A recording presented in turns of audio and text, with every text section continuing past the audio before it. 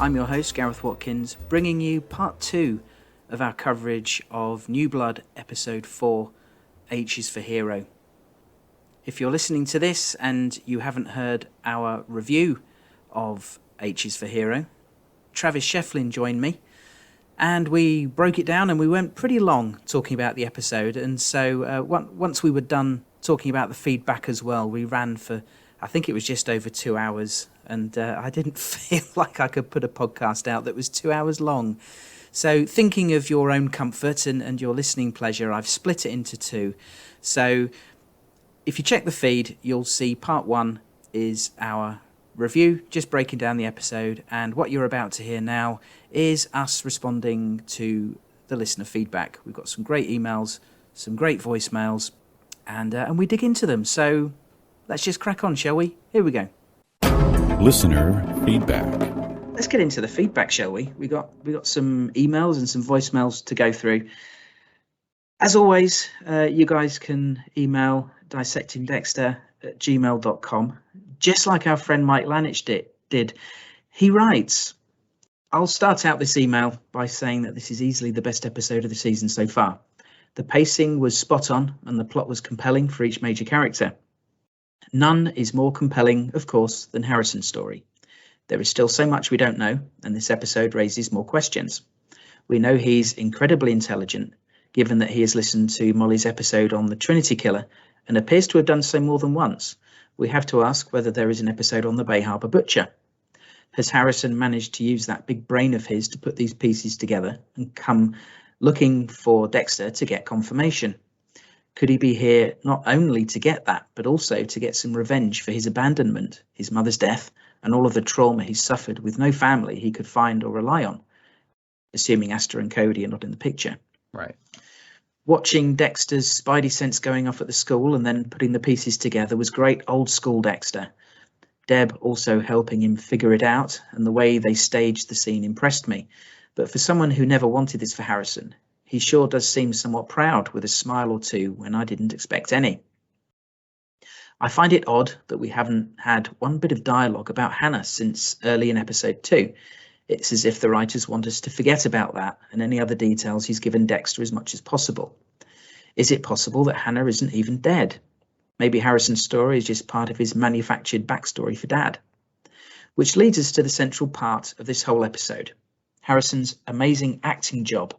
It seems he may have just surpassed his father in that regard, a Dexter 2.0, the serial killer version of the T-1000 versus the T-100 in Terminator 2. After just a few weeks in town, he's managed to turn himself into the very thing that Dexter always wanted to be, a hero, lest we remember Dexter's adulation parade. While that was a fantasy in his head, this is real. Well, real enough. Was Ethan simply someone that could be used by Harrison, a way to create a public persona so admired as to deflect any questions down the road? Does Harrison also love the idea of getting a steady stream of love and adulation?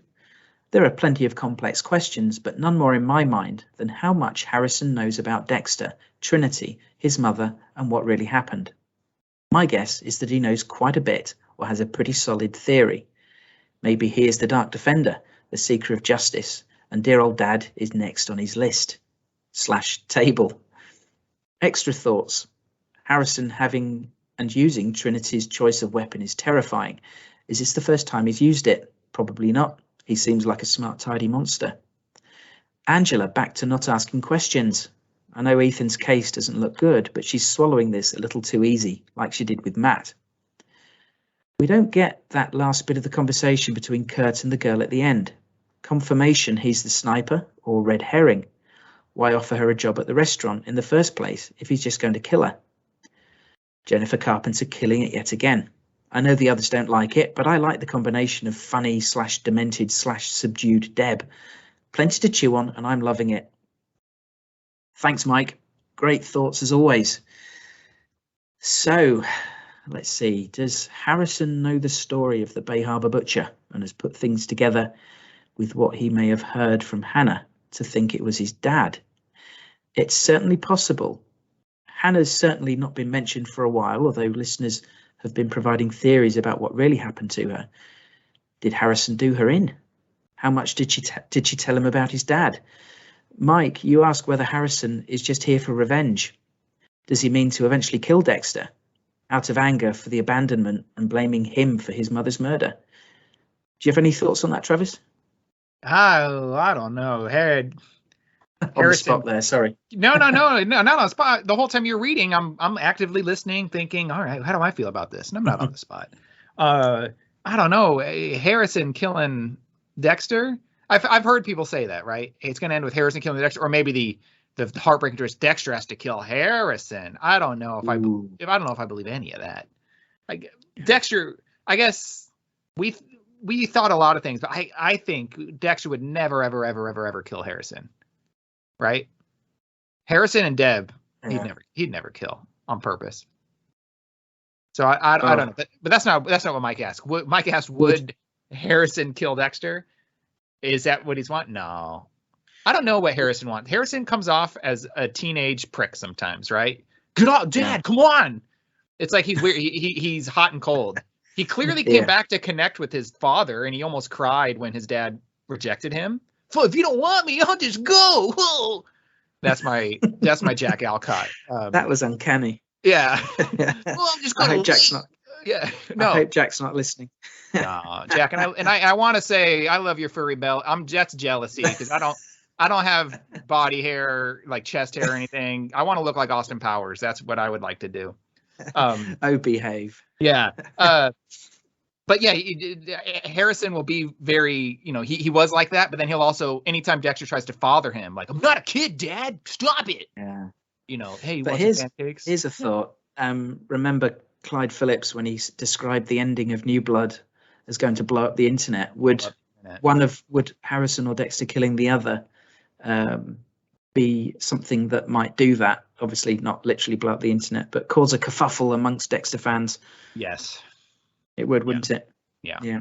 Well, but there's a lot of things. Like if Dexter played the electric guitar and revived dead Rita, that would also blow up the internet, right? I mean, there's a lot of wild things they could do.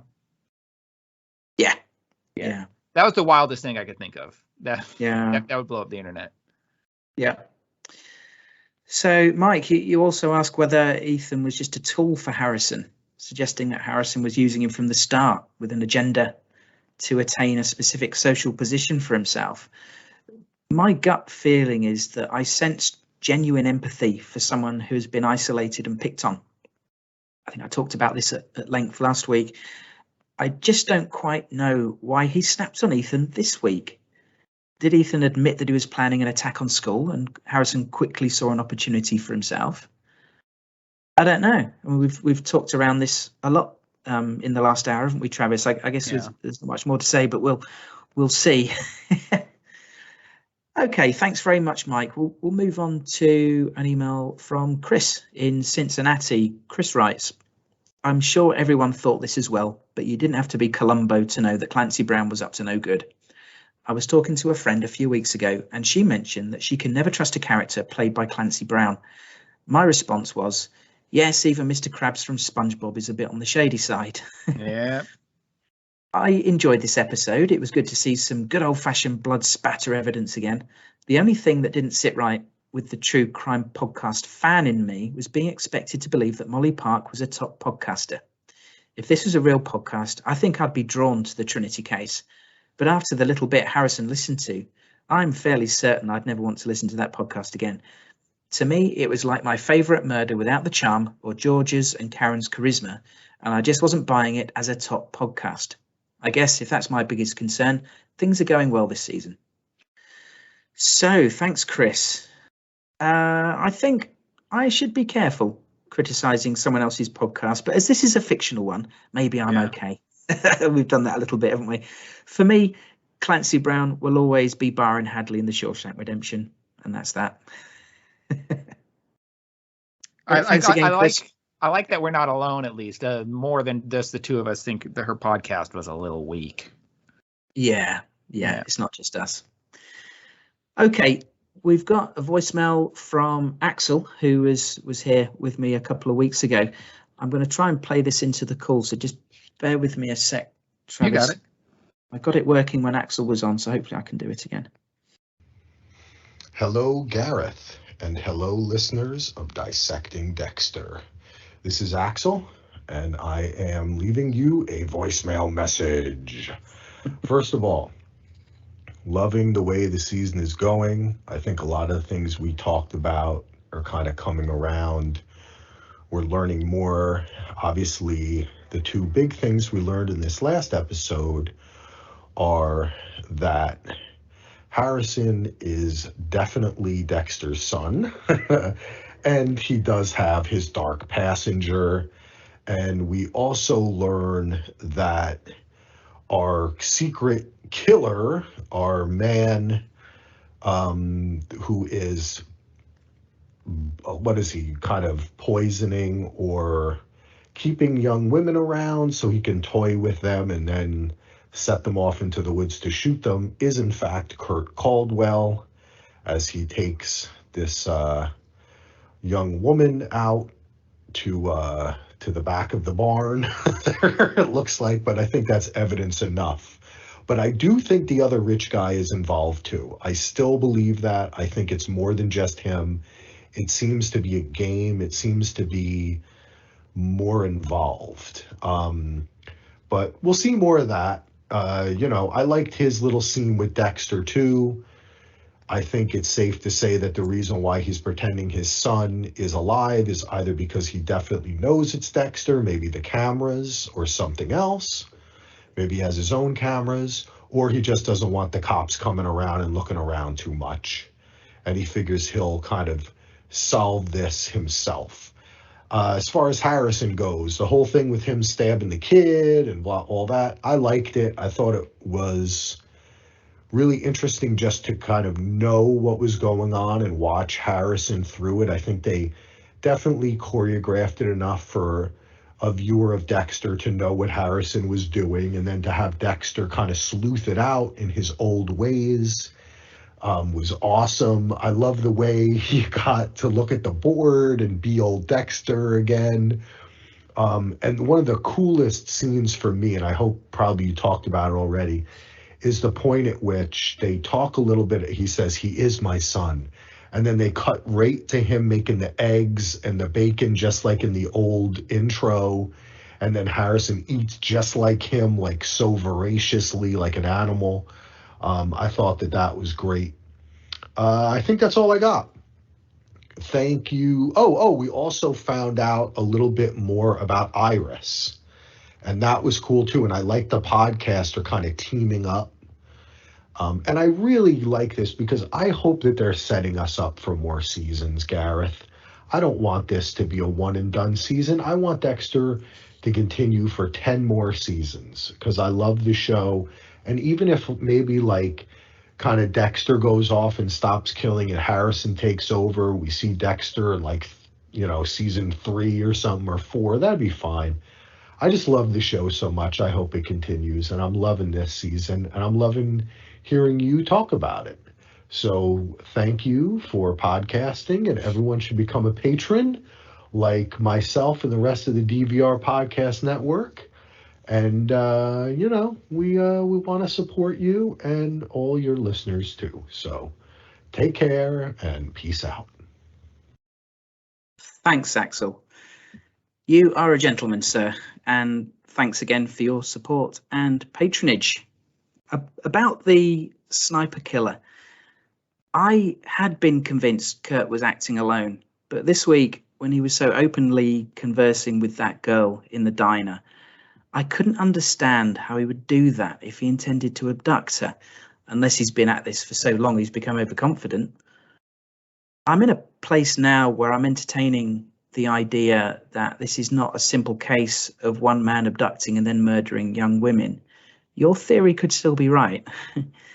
I'm not discounting it. I don't think Edward Olsen is there to simply be a red herring. Travis? All right, this podcast is gonna be long, so I'll keep this brief. But you and I talked about this. I've busted this open. I know what's going on here. Gareth, I'll ask you again. What do you know about QAnon? We talked a little bit about this offline, didn't we? They were involved with with Donald Trump, weren't they? In Yeah, they're a bunch of sort of Trump part of the heads. incitement. Yeah, incitement, or Right. contributing to the assault on the Capitol building. Yeah.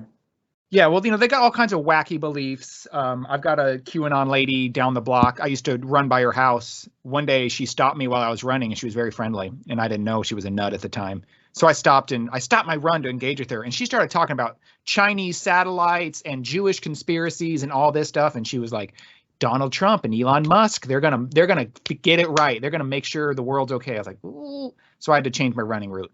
That's besides the point. One of the things these QAnon nuts believe is in young blood transfusions. They think that the rich elite, in their mind, it's like the liberal Hollywood type. They pick on Hillary Clinton a lot. Like, they think the rich elite, like, kidnap young children from all over the world, get their adrenaline running. There's this stuff, again, I'm not an anatomy guy, but there's something in your blood called like adrenochrome, which is like a side product of adrenaline. And they think that they can keep them forever youthful. They replace their blood with these young children's blood, and that's the idea, is it keeps them youthful. That's the crazy conspiracy. And I'm thinking that's what's freaking going on here, Gareth. They're old man Olsen, what's his name? Ken Olsen? Edward. Ken Olsen was, I think, the Cheerios man from season 3 that Dexter killed. You know who I'm talking about. Cheerios. Yeah. Yeah, the pedophile. Yeah. Edward Olsen. Edward Olsen is the crazy billionaire. What's his ass? Kirk Caldwell. I'm thinking you think I sound like a nut, but this is it. He got that girl's adrenaline all pumping. Boom, shoots her, and then what do we see? We see the blood getting drained from her body. Where is that blood going to? I'm thinking he's giving this blood to billionaire. Another reason to not like Edward Olsen, besides his climate denying shenanigans, he's replacing his blood with these young women's blood. Now, my theory, of course, doesn't answer for the fact that why is it all women, right? I mean, I don't know. I guess biologically it doesn't matter, and maybe Edward's progressive in that sense, right? Oh, I don't care. Yeah. Men and women, they're all the same. I don't care. You'd think he'd want some man's blood, but he'll take a woman's blood. That's fine. It doesn't account for that. It doesn't account for the theory is generally that like the liberal billionaires do this, and Edward Olsen doesn't seem like a liberal billionaire. But I think this connects it all. This is the Kobayashi mug drop at the end of Usual Suspects. This is it, Gareth. I go. This is this is getting political this season. Clyde Phillips, he's been reading a lot of John Grisham. And watching Aaron Sorkin stuff. He's like, we're getting political this season on Dexter. Yeah, well, there's been some social commentary, isn't there? They've touched on climate change and environmental issues. Yeah. Hunting. Yeah. So let me know what you think. Why not? Yeah. I mean, I would throw it. It's a crackpot theory, but you can see how it could fit. Yes. Let's throw it out to the listeners. What do you guys think of Travis's theory? Let me know. Dissecting Dexter on LinkedIn. If you think I'm reach me on LinkedIn or Gareth, right? I don't care where. Let me know if I'm an asshole. You tell me the truth. And if it comes to pass, then you can come on episode 10 and say, I told you so. Exactly. Yeah, exactly. Yeah. Put me in touch with Scott, and I'll tell him that I'll take my congratulations in email form. Yeah. I mean, as for Edward Olsen, a theory I was thinking about earlier was that Olsen is just a B story where at some point he'll get into an argument with Audrey when Harrison is there. Yeah. And it gets all heated, and maybe he strikes her or something, so Harrison jumps in and kills him. It's easy, that's it. That's it. Whatever, it's a little damsel in distressy, a little bit, a woman being used as a plot device, but whatever, Yeah, but it's a witness kill. Yeah. Mm-hmm. And Axel mentioned breakfast. Yeah, that bit amused me. Harrison eating like you're not eaten in days, just devouring that thing like an animal. Yeah, it's a lot of like front loading of the mouth, or his nose. Yeah, I'm doing it. You can't see it, but I'm doing it. Yeah. Yeah. I think Jack Alcott had studied the old title sequence pretty well Yeah.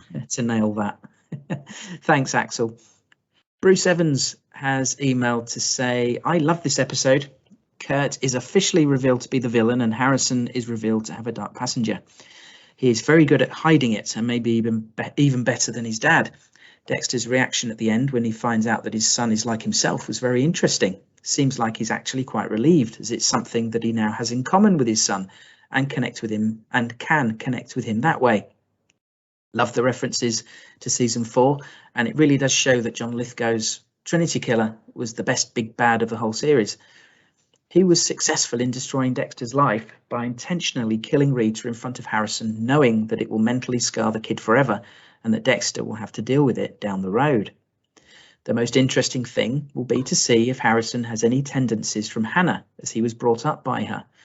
He might be more like Dexter, Hannah, his uncle Brian Moser, or even the Trinity Killer. So it's a very complicated situation that Dex is in. He'll have to approach his son very carefully and make sure he doesn't stray towards Hannah, Brian, or Trinity. It can't be denied that the environment that Harrison was born into has really shaped who he is. Makes you feel really bad for him because it's not his fault. If he grew up with Rita as his mother, he probably would have just been a normal kid. Again, still surprised that there hasn't been a conversation about her yet between Dex and Harrison. Thanks, Bruce. That's a good observation about the long-term effect of what Trinity did to Dexter. That effects are still happening now, 15 years or so later. Interesting point too, about how Harrison deals with his darkness, bringing back the whole nature versus nurture concept. We saw way back how different Brian and Dexter were. Dexter being raised in a loving home while Brian just disappeared into the system with no supportive person to guide him. What kind of support Hannah was remains to be seen, while Dexter's support is only just beginning now. A big difference is how empathic and sensitive Harrison seems to be, and calm, at least until what happened with Ethan. But then we all have our triggers, and of course we still have yet to find out exactly what happened with Ethan. I don't know if you've got any thoughts there, Travis, or we can move on to the next email. I like the idea potentially of Harrison sort of being like a ticking time bomb or a sleeper cell agent, something, right? Trinity let Harrison witness all that as one final, a lingering wound for Dexter to tend to even after his wife was murdered, right? Like, yeah, that's an interesting idea. I kind of like that.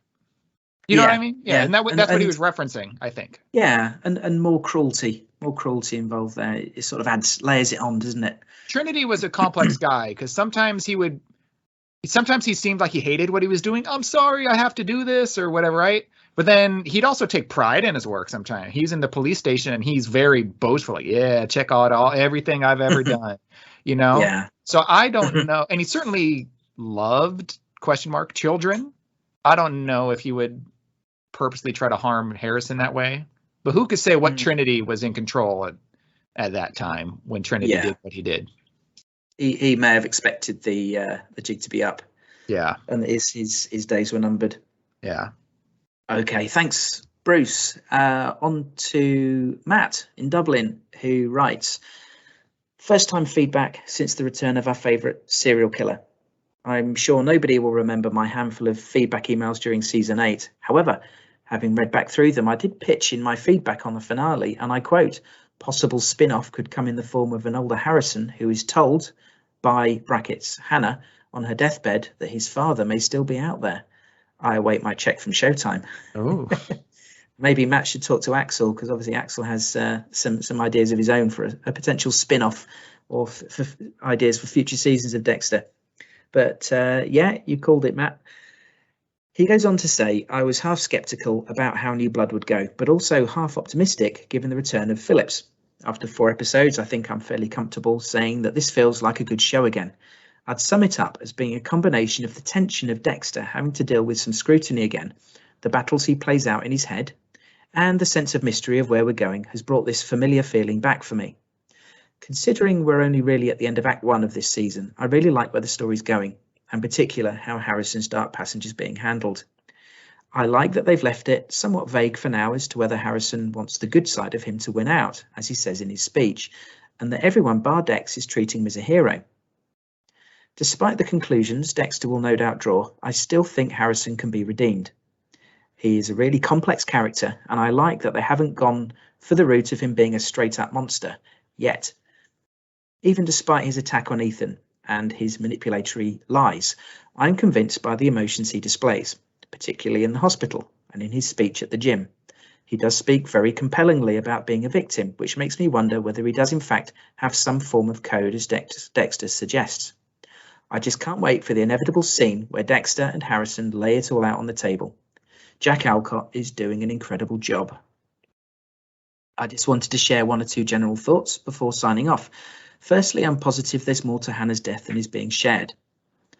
While I know cancer can move quickly, surely Hannah would have had time to make some sort of arrangements for Harrison's care between her diagnosis and death. There's definitely more to be revealed generally about the 10 years Harrison has had, and I can't wait to find out. Secondly, I have a feeling the indigenous people are protecting Dexter for avenging the Buck's death. I suspect they either have non-thermal footage of those woods or a more conclusive angle of the attack. While I can't think of why they would alert the police to the footage in the first place, this would certainly go some way to explaining Dexter's dance through the woods going unreported. Lastly, I'm hoping there is some bigger purpose to Olsen's character, as I'm sure everyone will agree that if his sole purpose was to throw us off the scent, he didn't do a great job. Thank you, Matt. Okay, so if we're saying that Harrison has a code, that's to pretty much say that he has killed before, isn't it? Why else would he need a code? It was weird to me how he protected the underdog or the victim and then tried to kill him. It seems unplanned to me, and that hearing about Rita's murder was the trigger. But what did Ethan say to make Harrison lash out at him when he'd stuck up for him the week before, to the extent of violence on another student? You're suggesting that there's more to what happened with Hannah. It is feeling increasingly likely. And you ask if the Seneca people are protecting Dexter. It's perfectly possible they've seen him on camera before, watching the white buck and knowing that he meant it no harm. Maybe they even saw the respect he showed it just before Matt shot it. If it had been one of the Seneca men in that moment and not Dexter, it's quite possible that they'd have hit Matt as well. So yes, maybe there is more incriminating footage out there. About the cameras, I got told off on YouTube. Well, not told off, but someone commented on the YouTube version of the podcast. Danielle Hernandez, I'm paraphrasing, but Danielle asked why everyone is getting so hung up on the camera thing last week. She was more interested in the heat showing in Harrison's eyes in the truck at the end when Dexter said he'd be there for him from now on. I replayed the moment and she was right. It may have been a simple reflection of the Seneca fire outside, or it may have been a creative choice to imply that there is fire in Harrison, wanting some sort of revenge on his absent father.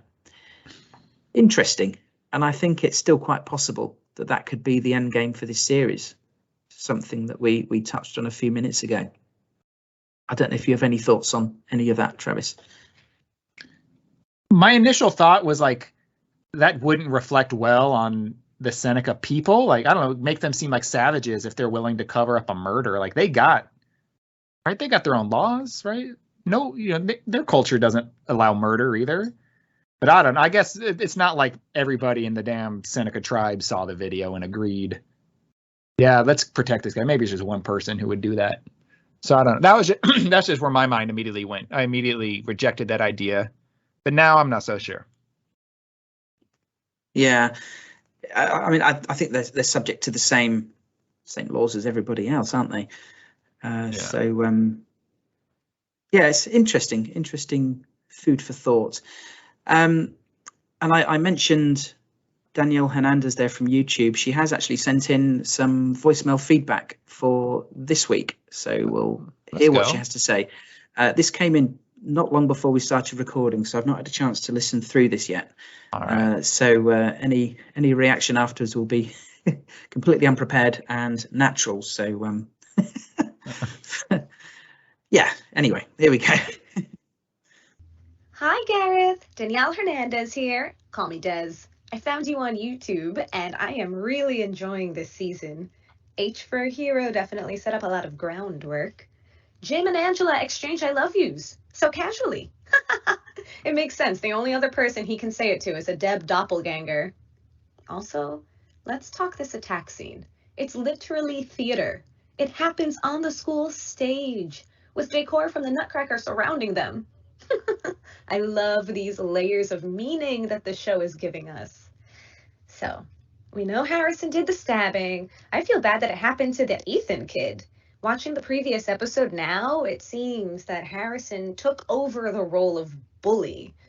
I know Ethan was fantasizing and had those graphic drawings, but I'm not convinced that he was prepared for that school shooting. They show pictures of the guns confiscated, but they never say they found them at the school. I don't know, maybe we lost a scene due to editing, or maybe Harrison has more monster training than we thought.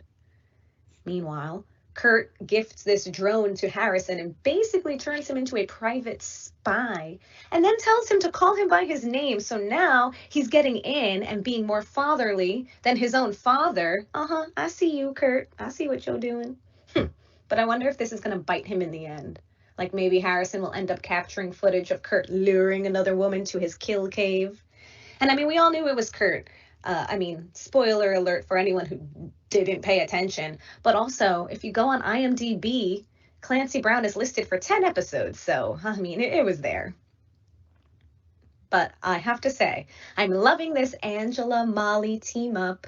It's reminding me of the show Castle or Murder, She Wrote, where the writer and the cop solve crimes together. Yes, let's do this.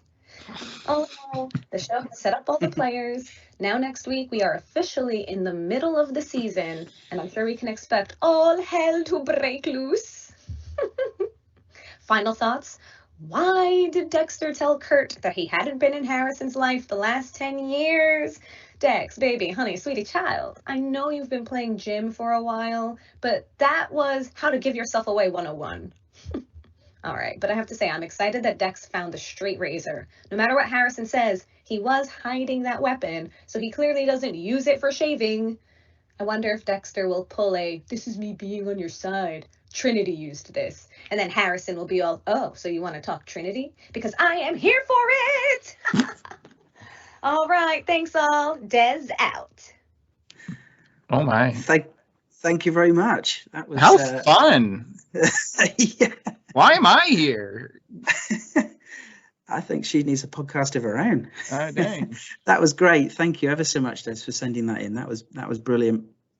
Lots of quick fire thoughts there. Kurt being a surrogate dad for Harrison, maybe.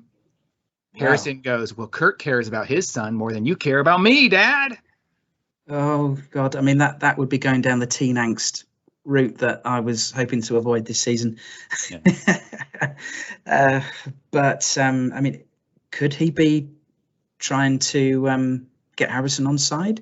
Did we get a sense that Kurt was suspicious of Dexter beyond that brief slip up in the conversation? Yeah, I don't know. It just felt like he turned up naturally. He seems to be a bit of a humanitarian for the town, doesn't he? He's been presented as that, you know, in that nighttime search scene where he first turned up, and he said, "Oh, do you remember when I did this for you, and I gave this to you, and I did this for you? You know, help me." You know, that he's clearly a man about town, and you know, helps people. He gives back to the community. So I don't know. I didn't. Could he be trying to use Harrison as a spy? He gave get Harrison on side. Harriet the spy. No, I mean Harrison the spy. It could work. That drone was a little weird. I mean, oh my gosh, I don't know if you just heard that. I told the boys. You're listening live. Yeah, I told the boys quiet. Harrison seemed to. He showed an interest in the drone, like, oh, cool drone, but I don't know if he was like wanted one. You know, I don't know. Whatever. That's besides the point. What do you give? You know, what gift do you give the child who stopped a major crime? You know that I don't know. I guess a drone is appropriate. Yeah. And did I miss? I must have missed the line. Did Dex say that he's not been in Harrison's life for 10 years? I think he did. I missed that. Yeah, because he was saying it in reference, like, because Kurt was blaming himself. Man, I fucked my son Matt up. And Dexter was like, well, I didn't really do anything with Harrison, and he turned out okay. Like, he was trying to say it in a way that, like, nature versus nurture. Like, you know, some people just have a nature to be one way, and you can't really change that. Because look at Harrison. I could, you know, I didn't have any effect. I wasn't in his life, and Harrison's still good. That's, Yeah. you know what I mean? That was what it was in reference to.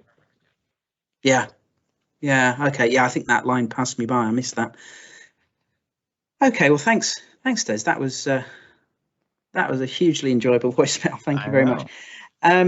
Okay, we've got a voicemail from Nick Henderson. Hey Gareth, Nick here. H is for Hero was fantastic. Molly Park finally got a suitable introduction, and I'm suddenly very interested to see how she impacts the story. If she hasn't already made the connection between Trinity and Jim, I think she's going to, for sure. But yes, the obvious highlight of the episode was the scene with Deb at the high school theater. It was great to not only see Dex back in the old forensic mode, but to also be playing off of Deb as an instrument to reconstruct a crime scene. Such a creative and fun use of the character once again. It gave me chills when he put the knife in her hand and said, "Prove it." Everything about the way the scene unfolds is just perfect. The way the imaginary blood spatter fades away, the way the knife teleports back and forth between them as they argue, the way the blood pools at Dexter's feet to fill in that real blood stain at the end was just brilliant. And all in service of this idea that deep down, Dexter actually wants his son to be more like him so that he can actually connect with him. And as fucked up as that is, it's kind of the brilliant darkness that I love about this show. And it all culminates at the end, that smile that crept across his face in that final shot. It's sickening, but playful in a way that felt very classic Dexter to me. But now that I've got that out of the way, I want to make a quick rebuttal to one of the more common critiques that I heard from last week. I see a lot of people harping on the camera and the cameras that they had in the woods and how Dexter ran through the woods at night, creating that scent trail. Sorry. And on one hand, I get the nitpick. Like I said last week, it's hard to turn that part of your brain off when you're watching a show like this, but in regards to those cameras specifically, I think there's a lot of factors that people are just ignoring here. One, it was immediately established that a positive ID could not be made with those cameras, so the only real danger they pose to him is alerting the authorities to the fact that someone's still out there contaminating their crime scene. Two, they would have no real reason to check those cameras again outside of the day of the original crime against Matt. They're not cameras that are monitored 24/7. I mean, they're wildlife cameras, so I'm not really sure what reason they would have to check them again. And this is made even less likely when you consider how small the town is and how inexperienced the police force is at investigating a crime like this. And lastly, but most importantly, I think, inaction was just literally not an option at this point. He could either create the false scent trail and risk being seen on the cameras again, or be caught the next day. So I do think a simple acknowledgement of this in voiceover would have gone a long way in making these critiques unnecessary, but they didn't go that route, so here we are. I get it. I also wanted to make one quick observation. Someone last week mentioned something about the kill of the week formula, and it got me thinking because I don't really think the show ever had a kill of the week formula, at least not in the traditional sense. Even in seasons that had higher body counts, he never really killed everyone every episode. There was usually like 2 or 3 episodes in between actual kills, with a few exceptions. But it got me thinking, like, what form is this season going to take, or what is it going to most closely resemble when we have the full picture of this show when it's all said and done? And I think it's actually going to be very similar to season 5, with these hunters kind of filling the roles of the Barrel Girls killers, meaning that most of the kills this season are going to involve Dexter offing this group of hunters, like we said, Kurt and maybe Edward Olson, maybe one other person, I'm not sure, like killing them off one by one. And that's how it's going to kind of fill out the body count this season. But we still have 6 episodes to go, and I imagine the body count's going to start racking up as we go from this point forward. But anyways, that's just a thought I had. I wanted to share it. So anyways, that's all I had this week. This has already gone on longer than I planned to. Again, sorry. But I can't wait to hear from everyone else. So cheers. Thanks, Nick. That was good. You hit the nail on the head with your comments about the high school scene between Deb and Dexter. And I think I said to you on Twitter, I know what your highlight's going to be, because I had a feeling it would be the same as mine. Your comments about how deep down he wants Harrison to be like him so they can connect. You're so right how screwed up that notion is. Some dads bond with their kids over football. I bond with my youngest son, also called Ethan, over Star Wars and Marvel. If Dexter got to know Harrison better, he might find out they both love steak and speedboats. Who knows? But bonding over murder, like you said, it's that brilliant darkness that we all love about the show, and now it's here in spades, all conspiring me to enjoy New Blood more. About the cameras, should I draw a line in the sand now that we'll not complain about them again, unless they come back later to bite Dexter? You make some very reasonable points about why it wasn't suicide for Dexter to go back there. The cameras may be motion sensitive, but the Seneca people would see footage, assuming they monitor it regularly, but possibly be quite bemused by what this person's doing, laying that scent trail, how that would look in infrared, I don't know. Anyway, like Des said too, there are far more important things to worry about. Travis, any thoughts about Nick's comment? Well, Nick just had it right. A voiceover line would have gone a long way. It feels like an oversight from last week's episode, even though I said that was the best one. Right? You just have Dexter be like, "Yeah, I figured out where all the cameras are, so me dancing in the woods isn't going to be a problem tonight," or something, right? That just, it just left me. It leaves the viewer doing guesswork when I don't think they're intended to do guesswork like that. There's guesswork as in like, who's the killer? Is Harrison lying? That's guesswork that they want. But guesswork as in like, wait, isn't there cameras that startled Dexter now? Yeah. Whatever. Nick's a smart guy. I can't argue with him. And indeed, I'll give him another shout out for his weekly articles on Dexter Daily, dexterdaily.com, where Nick does a detailed breakdown of every episode of New Blood. Daily? So that's a lot of work. Dexter Daily, there's a news item gets posted daily. That's the gimmick. Whether it's, well, I don't know how John finds stuff to fill every day, but he does. He does a great job. Definitely worth checking out that website. Thanks, Nick. We've got an email now from Luke Farmer in Essex. He says, and incidentally, he emailed me and said he's gone to see Michael C. Hall tonight with his band in London. Oh, he should write back about that. Yeah, I said to him, if you get a picture, please share it. He says it's not, the music's not necessarily his cup of tea, but how could he not turn down a chance? It's quite a small venue, so it'll be good being in the same room as Dexter. He says, I love the exchange at the start between Dexter and Harrison, where they reminisced about Deb. I'm sure some will feel it is a bit fan servicey, reusing old quotes, but I found it pretty emotional, especially when Dex said, "She's always in my thoughts." For me, this is exactly how I hope Deb would feature in New Blood. I do not miss demon fingers all in your mouth, Deb. Yeah, same as me, Luke. Some of the moments with Deb have been a little bit jarring, but I think that's the point, but it doesn't stop me finding it jarring. Luke goes on to say, this episode seemed to move the story along quite a bit and answer a few questions. Yeah, and we didn't acknowledge the reveal about Iris, did we, earlier, Travis? No. Which didn't seem to be a big deal in the scheme of things, really. It was just important to Angela. But it's basically what we knew. In the big scheme of things. Someone close to her is missing, Yeah. Luke continues, all signs point towards Harrison being a bit of a mini psychopath, although I'm still not convinced. I wonder if the Trinity podcast had him on edge and he ended up lashing out at Ethan, who did have a genuine plan to gun kids down. Perhaps he was trying to stop a genuine attack whilst letting out some of his darkness at the same time. Either way, he needs a lesson from his dad in cover stories, as Dexter quickly debunked his explanation. Yeah, maybe your explanation is the right one, Luke. Who goes on to say, I have to say I loved how Dexter switched into blood spatter mode. Michael C. Hall played it brilliantly with a sinister sort of enjoyment, and it was like having Dexter of old back.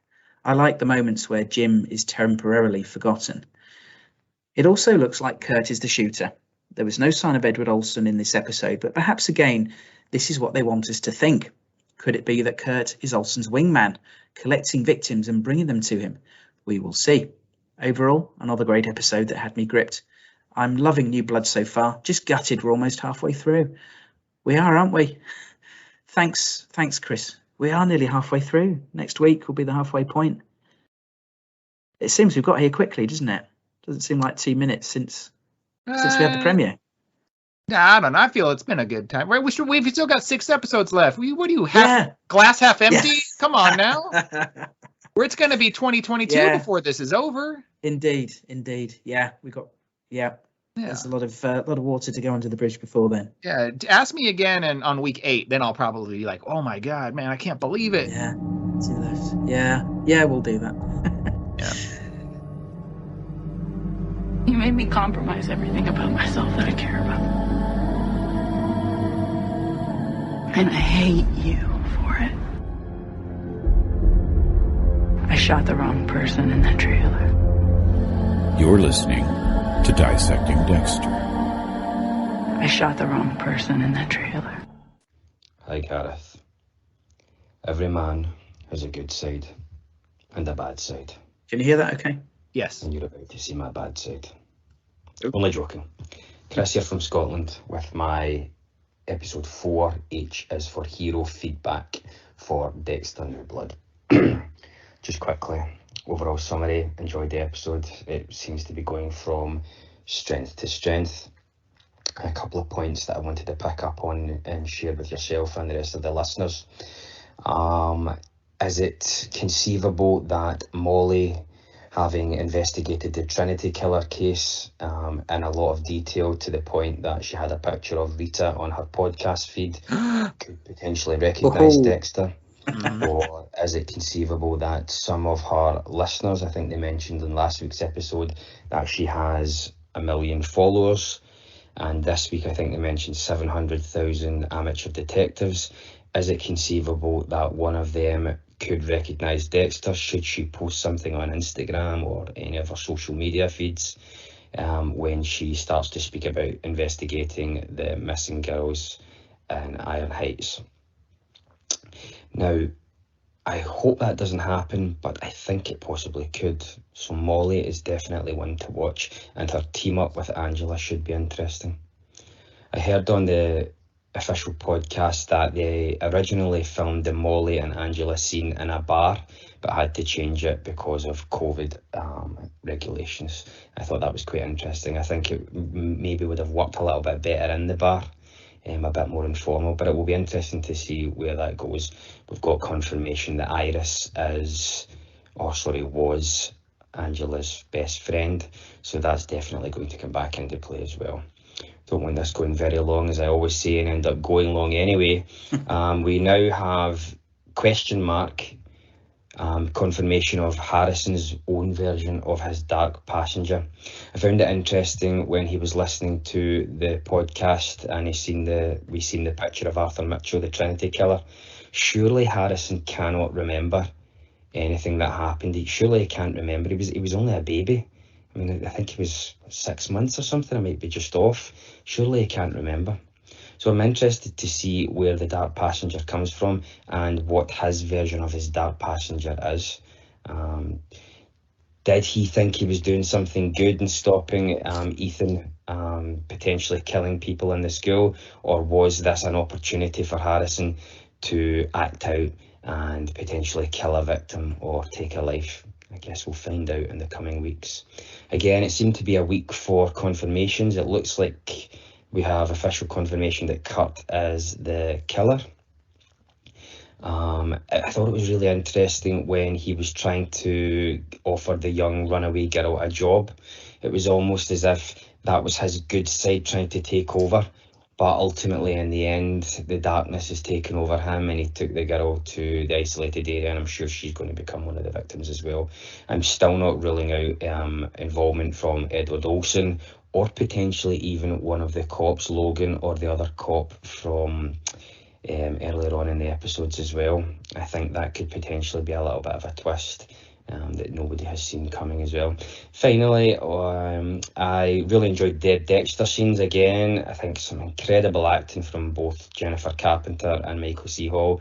You can tell they're really bringing their A game here, and it's really enjoyable to watch. I think this is the best we could have hoped for with regards to Deb, especially after what happened to her character in season 8. I think probably in an ideal world we'd have liked her to have been alive, but this is a really interesting take, and it's really great having Jennifer Carpenter back. Just sort of did say finally, but it got me thinking about the 100th episode, and I think at the end of season 8, probably none of us would have thought that we would have ever reached 100 episodes. Maybe when we were introduced to Lumberjack Dexter at the end of season 8, we potentially thought we could revisit things again, but I don't think anybody dreamed that we would have a 100th episode like the one that we just had. And I think that made me sort of take stock and pause and think, if this is a one and done season, which it very well could be, I think we should just all take a step back, relax, and just enjoy it for what it is, because it could be the end. This could be us. This could be the final few episodes of Dexter coming up, and it could be forever this time. So we're entering the halfway point of the season. I hope that we get more, especially after what we've seen this season, but I have my doubts. I think this could possibly be it, and if that's the case, we only have 6 episodes to go, so hopefully everybody enjoys the rest of the season. As always, love the podcast, Gareth. Love listening to your thoughts. Love your interactions with the feedback, and also love listening to my fellow listeners as well. It's really great to have different takes on things, and definitely opens my eyes to things that I've maybe missed as well. So I will leave you with, I'll see you in another life, brother, and hopefully speak to you again soon. Thanks, Chris. Always good to hear from Chris. He does, doesn't he? He has one of those voices you have to pay attention to. Oh, 100. He's right. This is the 100. Well, technically, right? If this isn't season 9, this is a limited series event, right? Maybe. Whatever. We're not buying that Showtime marketing bullshit. We're not on the take. We're real. This is season 9. This is the 100th episode. We did it, you guys. Yeah. Congrats. Good pointing that out. Yeah. And I like Chris's plea to everybody, perhaps to take a step back and ease off on any nitpicking, because this could be it. It could be a definitive end, couldn't it? And that's that, for all we know. So let's just enjoy it. And it's been good. It's not like season 8 where we were getting that sense of impending doom, weren't we? It wasn't looking good, and we were thinking this is the final season. Surely they've got something awesome to finish up on. And I kept saying, trust the show, trust. Oh, the that show. was your thing, yeah. Yeah. Anyway, Chris wants us to be positive, so let's be positive. He had the same thought as you about Molly, and Great minds think alike. I think Nick alluded to that as well. I think Nick had a similar idea. So yeah, all great minds thinking alike. Harrison, he had some thoughts about that, and it occurred to me about Occam's Occam's razor, that often the simplest answer is the right one. So I'm just wondering,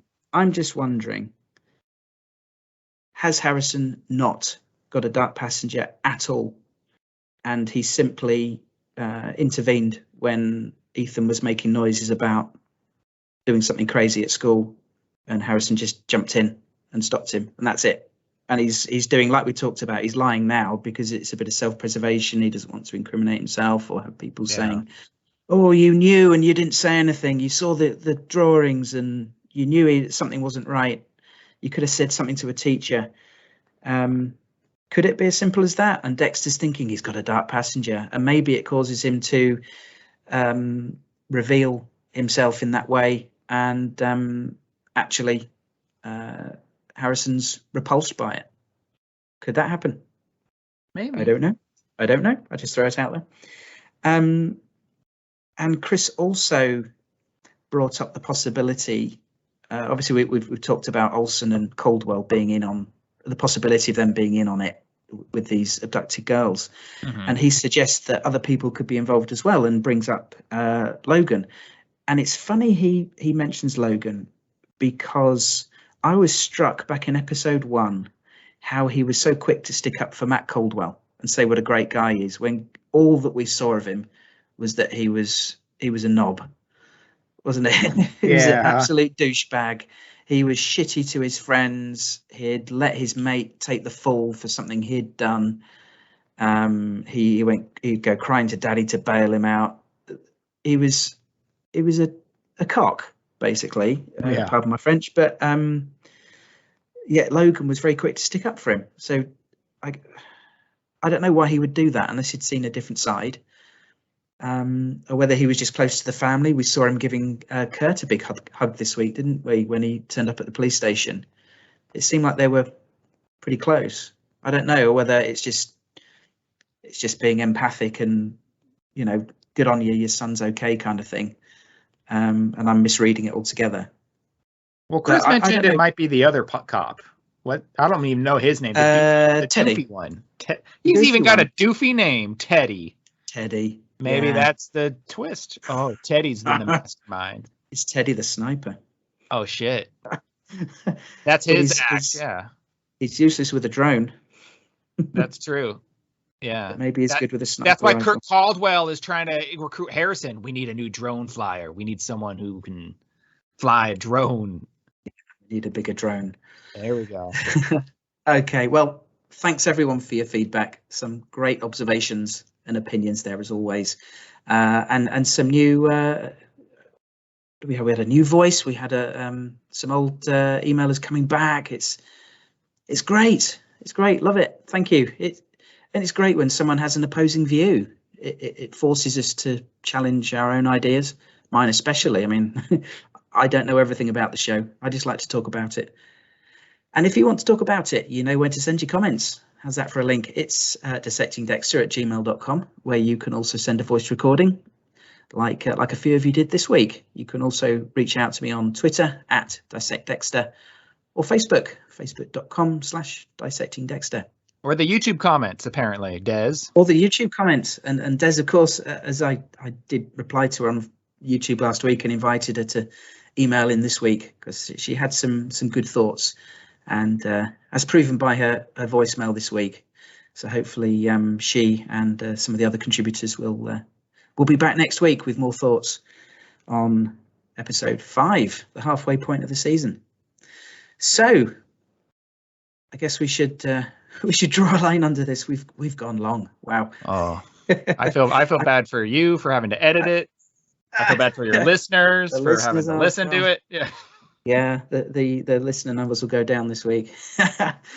No, well, it's great, and I make no apologies. There's lots to talk about. We have to savor this series, don't we? It's a treat that we thought we'd never get, and people are always at liberty to skip forward a bit if we're waffling on. But I don't think we did. I think we've done the episode justice and hit all the important points and more. Yeah. Travis, thank you very much for joining me. It's been a pleasure as always, sir.